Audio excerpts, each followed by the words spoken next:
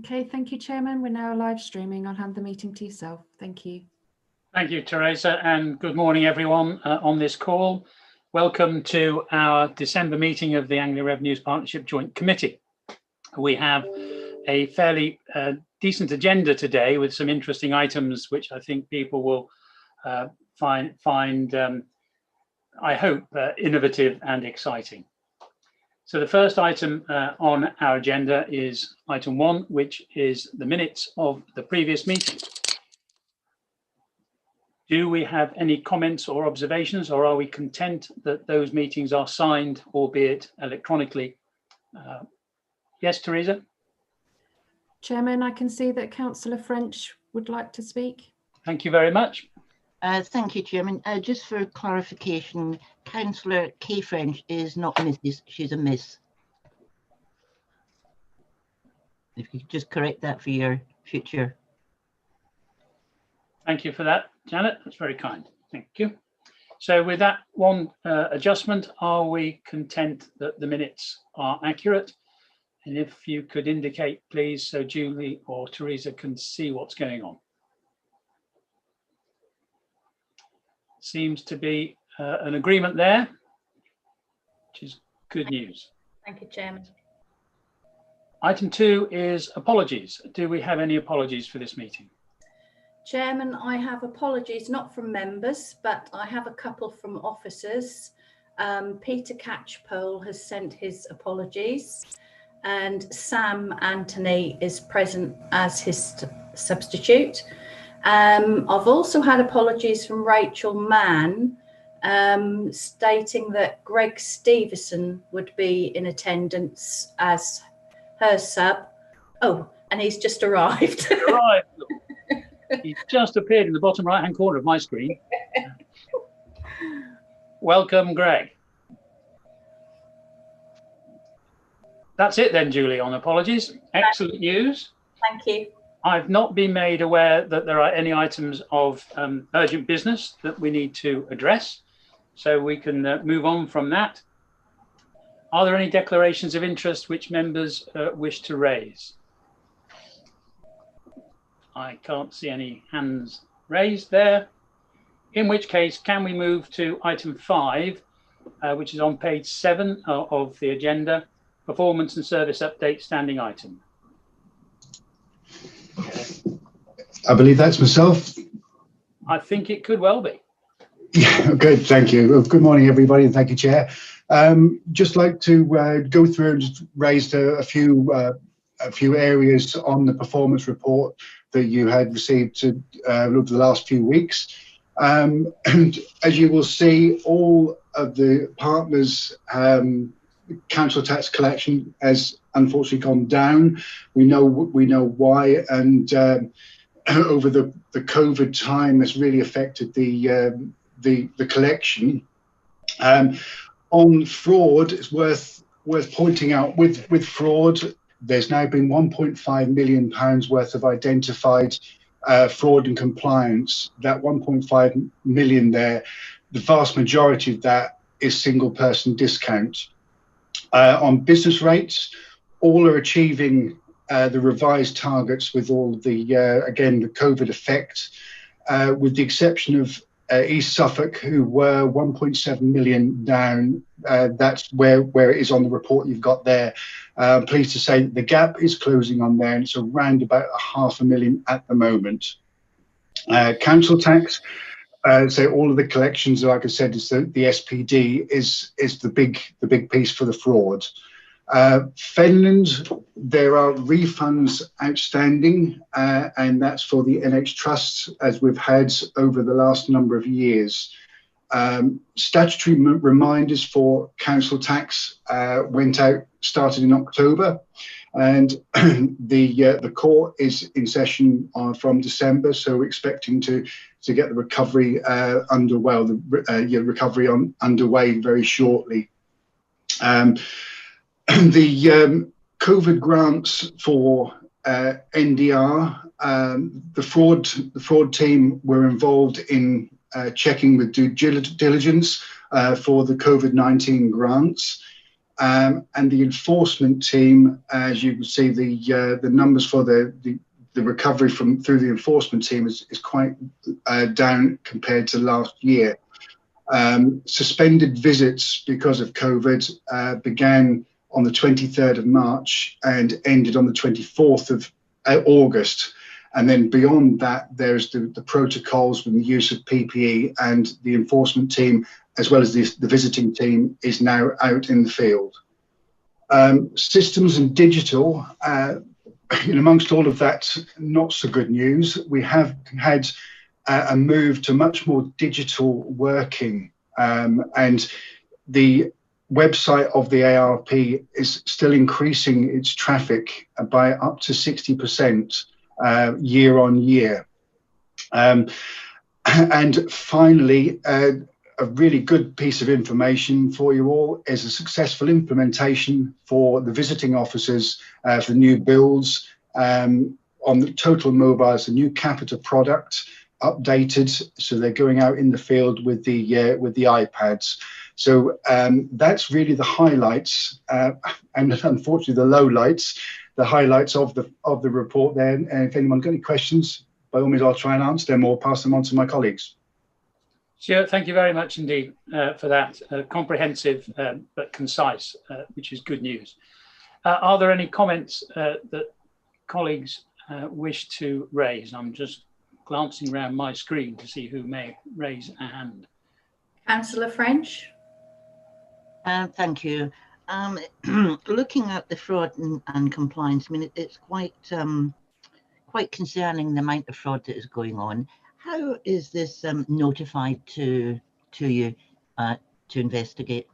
Does this come in from neighbours or? It can be, well, the vast majority, as I say, is the single person discount. That's going through the NFI, National Fraud Initiative, the hub, and the Norfolk hub. There's a vast majority coming through the general checks of that on the SPD, but it can be from any source. It can be from neighbours, from friends, even their own family. It could be, and just general random checks as well. So assuming these single persons, you then have people living with them, or is something that is it they have people living for a couple of nights a week or a whole week? That I'd have to check. I don't know whether, Adrian, you want to jump in here? Okay, thanks. Adrian's down there in my screen. Here he comes. Yes, just starting the video. Yes, thank you, Chair. And just to answer that question for you, Councillor Hay, yes, it generally has to be for a substantial part of the week, other than be just casual. And Stuart is absolutely right that we undertake data matching, and we have checks and balances in place that when people apply for single person discount, that it is appropriately awarded. And we do have intelligence coming to us from national fraud information in other areas. So it's about for us protecting the gateway when we award single person discount, but also doing follow-up checks as well, and having intelligence from staff, members of the public is very useful and vital too. Thank you. Janet, is that a sufficient response to your? Yeah, that's fine, and it's Councillor French, not here. It is indeed. Good. Any other questions, please, for Stuart or any other members of the team on that performance? Ambrose Smith. Stuart, hello, good morning to you, Stuart. Morning. Regarding on benefits, the government have kindly given us £500 per person if they have to self-isolate. You mentioned in the report that the fund will outstrip the demand. No, the other way around. The demand will outstrip the fund. Any ideas what's happening on that going forward? Really, I think I'd hand back to Adrian on that one. With the grant on that, Adrian. Yes, thank you, Stuart. If I may, Chair, answer Councillor Ambrose Smith's question. The test and trace self-isolation £500 payment currently scheduled to the 31st of January 2021. And I understand that government are considering extending that to the end of March. They are also considering additional programme funding to meet demand and discretionary funding to meet that demand, and further are considering administrative burden on local authorities in terms of that funding. So those conversations are ongoing. For us in our area, demand has been at about the level forecast by government. Other parts of the country, as we can all imagine, in particular in Tier 3, are seeing demand outstrip the funding they've had, but we monitor that and report that data weekly to all the Section 151 officers in partnership, Chair. Thank you, Adrian. That's good news. Thank you very much. Thank you for that. It is good news indeed. Any other questions? Just one observation from me, if I may, and really that's showing the benefit of the presentation we had earlier from Tom, which is all about artificial intelligence and the way we're automating. The figure of 60% year-on-year increase is really good news. So very pleased to see that. If there's nothing else, then perhaps we can move on, please, to item 6, which is Alison Chubbuck. Thank you, Stuart, for that presentation. So we're handing the baton to Alison to tell us a little bit about finance, or maybe a little more than a little bit. Thank you, Chairman. So this is the report which gives you the forecast full year information against budget based at the end of October. Unfortunately, this year we are forecasting an overspend overall of 522,000 for the whole of the partnership. And this is really mainly due to the income generation from enforcement being seriously affected by the COVID impact, as you've seen in other reports. It is a slightly improved forecast from the one you saw in the last meeting, so it's moving in the right direction. The report includes a table on page 40 this time, so that you can actually see the net effect when we start claiming the income back from the government sales fees and charges scheme.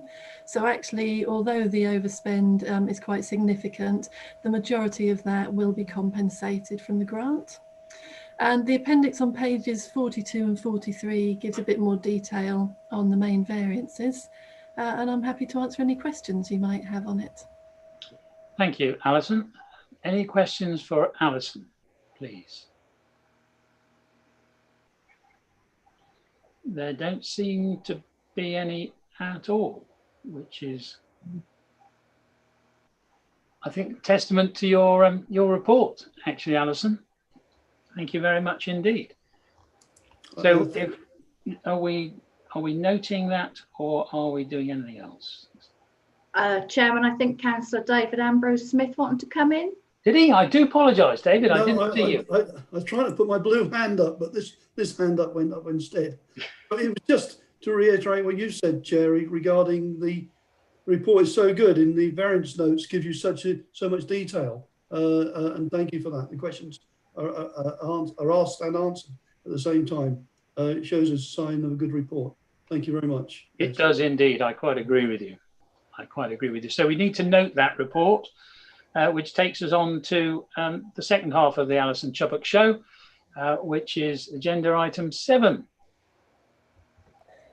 which is our budget. Thank you very much, Chair.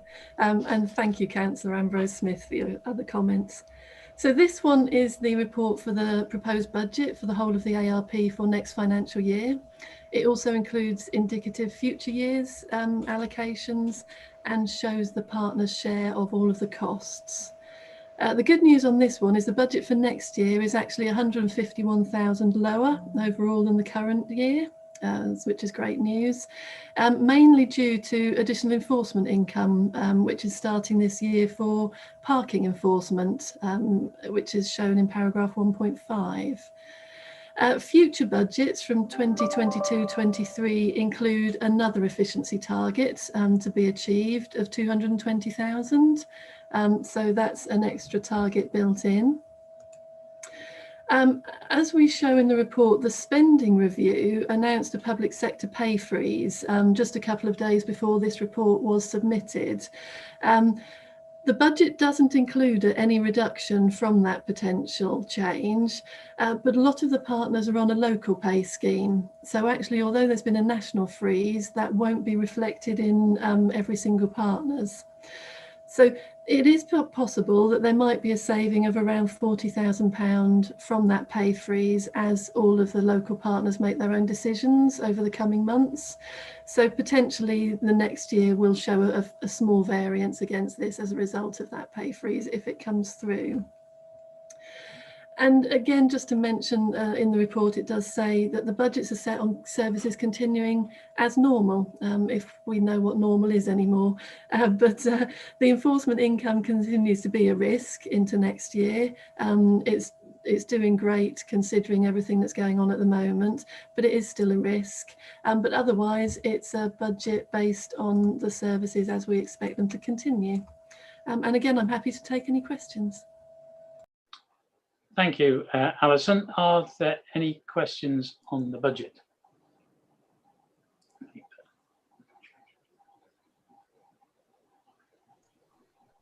Sorry, I've raised my hand. Yes, I can see you there, David, Okay. now. Okay. Janet, 1.4, new parking enforcement work will commence on the 2021. Can you tell me about that? Because that's gone past me somewhere regarding parking enforcement. Yes, if I may, it's probably best I hand over to Jo Andrews on this one, as she knows the detail of what's happening with that, if I could. Over to you, Jo.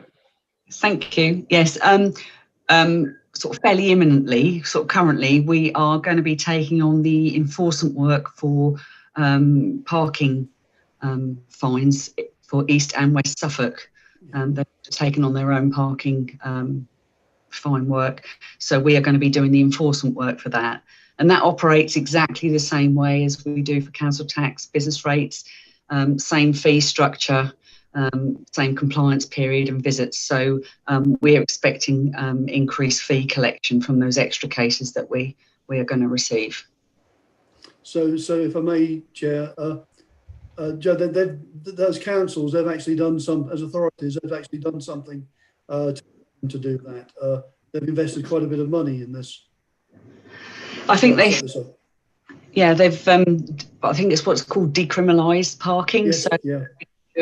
They can issue fines locally, but obviously if they're not paid, then it follows the same enforcement process once they get a warrant as council tax and business rates does. So we can collect the outstanding amount under the taking control of goods legislation. So our enforcement agents are certificated and able to do that work. So the fee income to the partnership would obviously increase, and therefore that's why we're yeah, understand. Thank you very much indeed, Joe. Okay. Another question, Chair, if I may. Please do, David. Regarding the budget setting, Alison, I've got highlighted on my screen here. I was so surprised that you've done nothing. You've left the budget going forward as the norm, and we've gone through a tremendous year this year, and you've not made any changes at all. I know you say it here and say the reasons why, but I'm still rather concerned that there's no little just in cases put in place.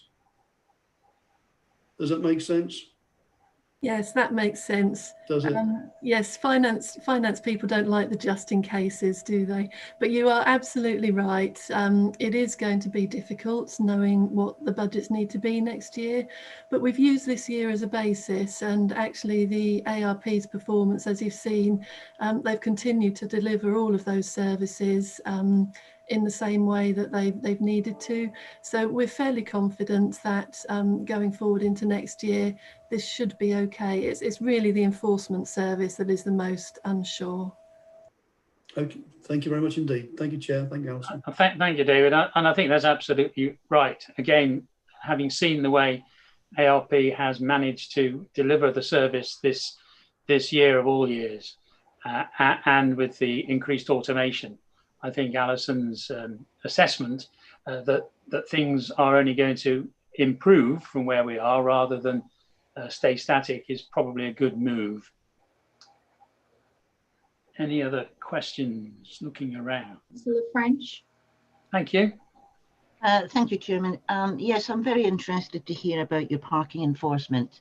I don't know if you're aware that as the portfolio holder for Fenland Cabinet, I'm looking into this at the moment. Sorry about the dogs. I'm looking into this at the moment.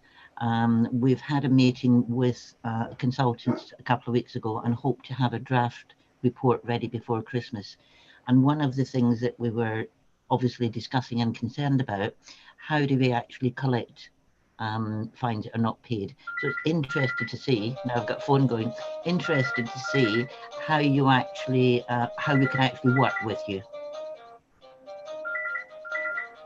Thank you, Janet. I think it is a sign of the times, and certainly there's a lot. We've talked about lessons learned and translating and transferring skill sets around our partners. This is clearly one of them that could actually benefit you and your council. Yeah, absolutely. What we have been told, it will be between 12 and 24 months before we can, we have to work obviously in conjunction with County Council because on-street parking is their responsibility. So we are going down the route of civil parking enforcement. There is a lot of work to be done. It's going to cost in the region of anything between 250 to 300,000 to actually get up and running, because every sign, every line has got to be looked at, relined, etc., etc.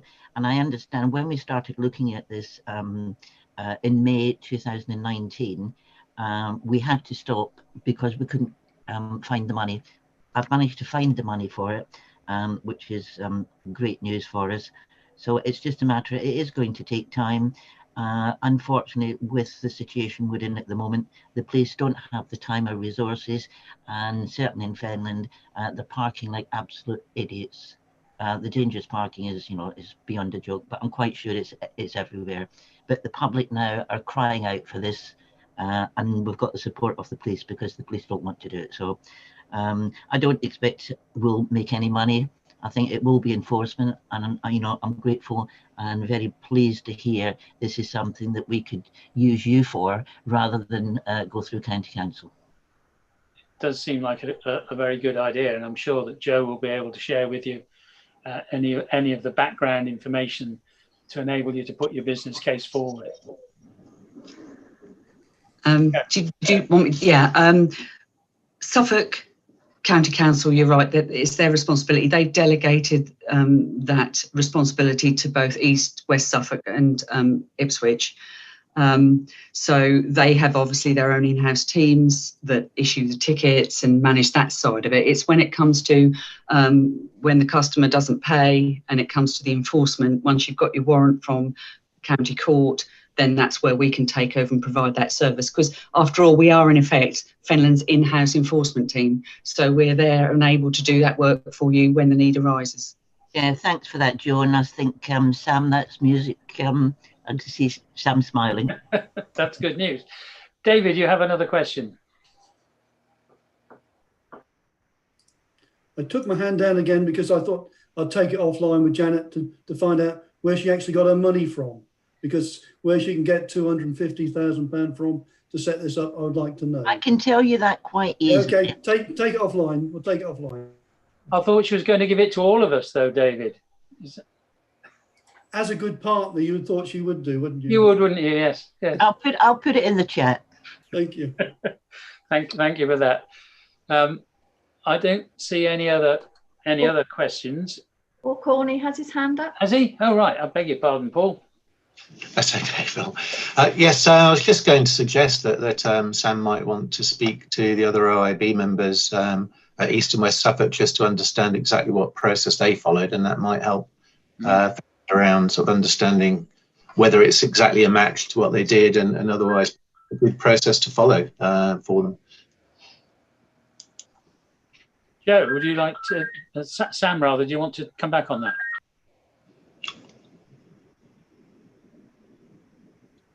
Yeah, happy to have that discussion at OIB a bit later on today. So thank you, Paul. Good, thank you for that. Again, Alison, a good presentation and a good report. Again, concise, And the point about the pay award is absolutely well noted, which we'll see the net effect of that at some point, I'm sure. This report requires us to approve the budget on behalf of ARP. Are we content that we do so? Come back there, that's me. I think that's all of us. I think, yes, it is. Very good. So on item 7, recommendation 1 is carried, Julie. Thank you. Which takes us on to Paul Corney on agenda item 8 with 2 recommendations. Thank you, Chair. Yes, so the Service Delivery Plan and Risk Register come to Joint Committee every year. Normally we do also bring halfway through the year an update, but obviously with the COVID side of things that couldn't happen this year. So essentially what I've tried to do in the report is give a little bit of an update around last year's plan and where we are with it. And it's really, as Alison was saying, really through the budget side of things, it is good news. We've brought, even with the pressures of COVID, we've been able to continue very strong work within the fraud team, very strong work as well within our further recovery team in terms of recovering council tax debts. These are the parts that are funded by the County Council and by each of you. And it's really good results from all of those. Obviously, this financial year is going to be slightly different, but actually the results are surprisingly good still in those areas where we're looking at charging orders such like to try to affect recovery from people who still have the funds but will not pay us. So when you're looking at the previous year, really we've achieved a number of our objectives. Really the ones that we've let's say been slower on than we would like are due to the pressures of COVID. And what you'll see is a continuing theme running into the service delivery plan for next year, where we're really still trying to push the customer journey side of work. We're trying to actually ensure that we are picking up the work that's already done and then build on that to increase the opportunities for people to self-serve, and then also the automation in the back office. With that very important point that we're making all the way through this process is that releases resource to actually help those who can't self-serve. It makes that sort of much easier for them to access services because actually those that can self-serve are no longer having to contact them. So there's a really big push in those areas. Also, you'll see a continuing theme with income maximisation, still looking at ensuring that properties that should be part of our base are part of the base, and same with businesses, to try and ensure that we're picking everything up and taking the income from it that should be due to the councils. So in addition to that, you see a number of elements related to colleagues, which is one of the 4 strategic themes that we work through, or 5, sorry. And the colleague side of it is actually linked a lot to building talent within the organisation. This is one of the reasons that we have the successes we have in terms of automation and everything else, is the quality of some of the people who work for us. So, you know, us as an SMT can take the credit, but really actually we've got a fantastic workforce who are really the ones that are delivering all these results for you. And we want to keep building that talent. So there's a big piece of work really through the whole HR theme around doing so. Also, without putting the finer point on it, I'm getting to my older age, and we're looking at a number of us at the higher level who essentially are at a point where we need to be aware that we need to work on things like succession planning. So we are also doing quite a lot of work around just understanding whether there are any sort of talent gaps, let's say, where we're relying on one person to deliver something. And if that one person left, it's not only around sort of retirement, it's also around if someone moved to a new career elsewhere. We're just trying to ensure that we do that gap analysis and make sure that we have somebody else aware of how that work is done and that they can pick it up. So you can see a plethora of different things we're trying to do and trying to carry forward to keep building on the successes we've already had last year. And just on that note, just hand over really to anyone who has any questions, Chair. Thank you, Paul. So do we have any questions, please, for Paul?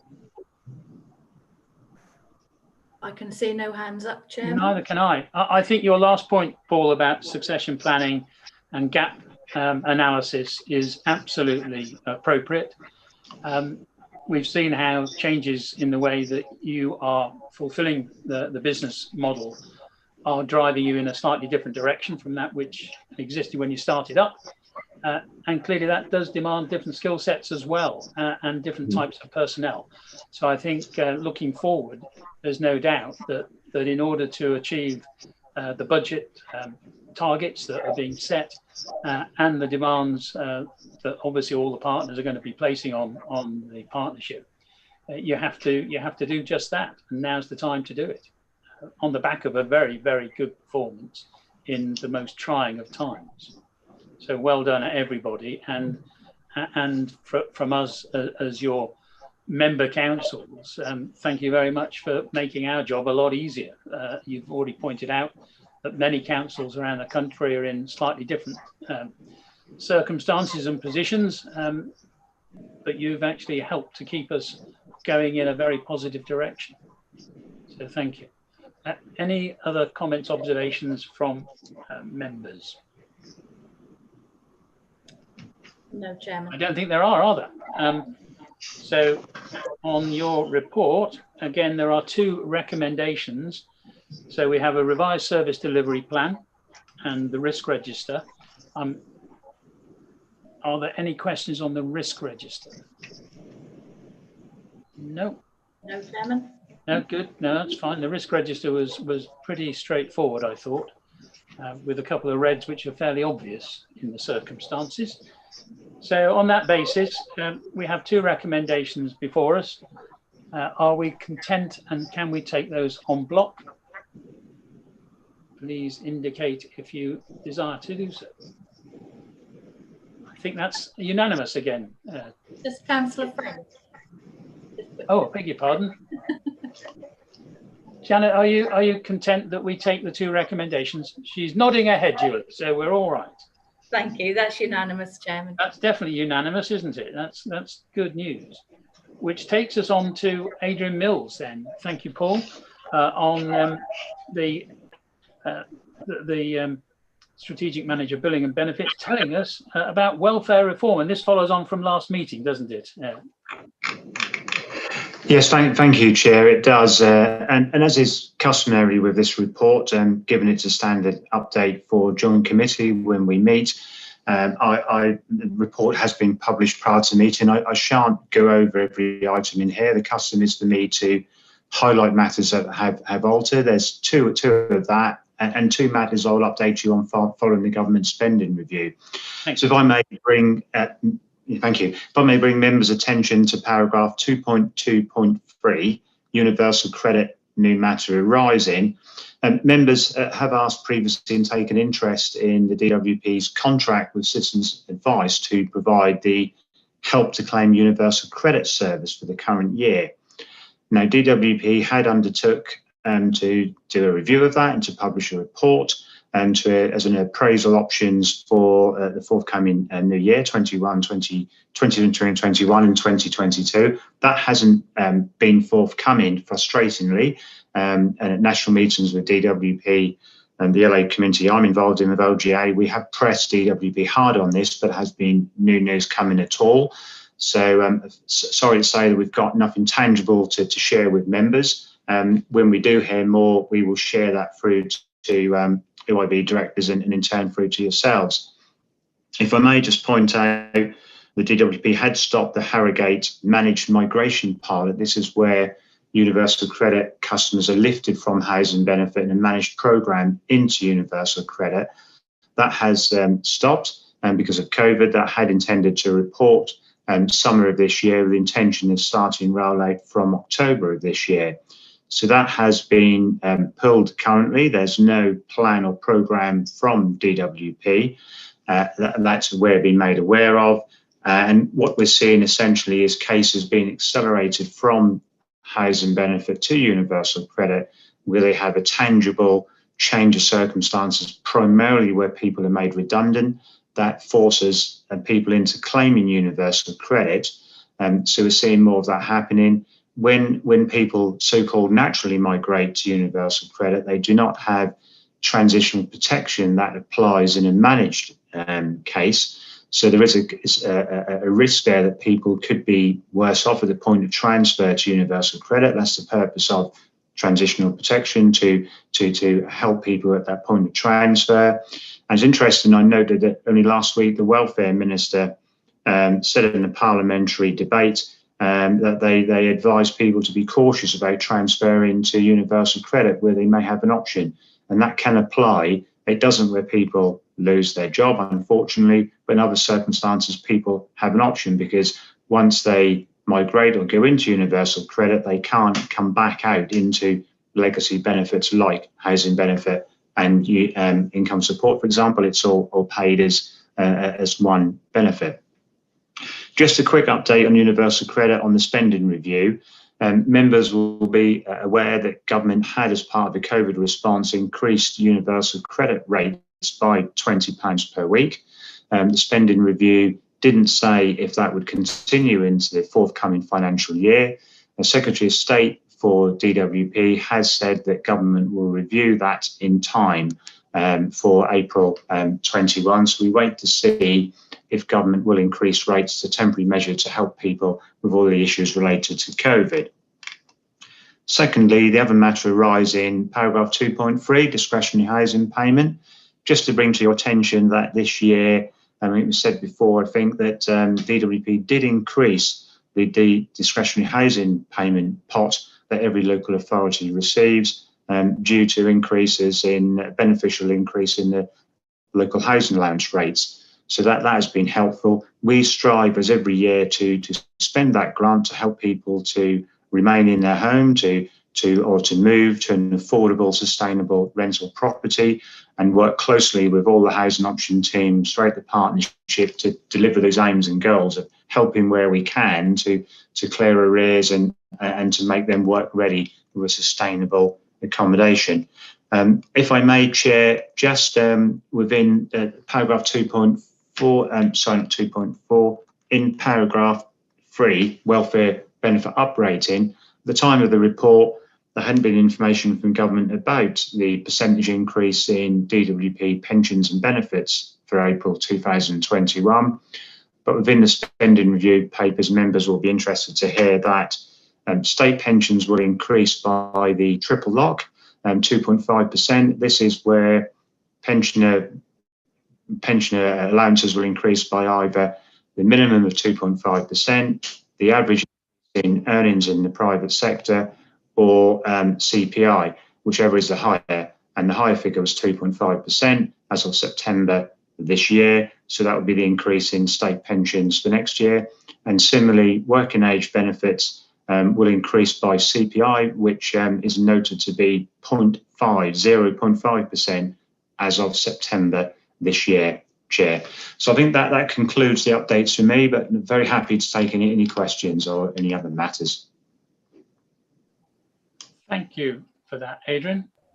Are there any questions, please? I can see no hands raised, Chairman.